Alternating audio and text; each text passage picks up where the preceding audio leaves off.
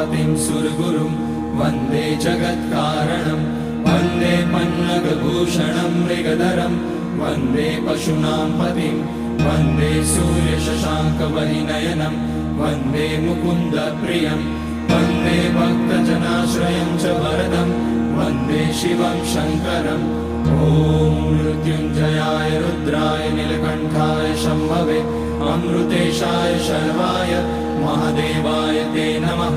नमस्तेस्तु भगवन् विश्वेश्वराय महादेवाय त्र्यम्बकाय त्रिपुरान्तकाय त्रिकाग्निकालाय कालाग्निरुद्राय नीलकण्ठाय मृत्युञ्जयाय सर्वेश्वराय सदाशिवाय श्रीमान् महादेवाय नमः। ॐ नमः शम्भवाय च मयोभवाय च नमः शङ्कराय च मयस्कराय च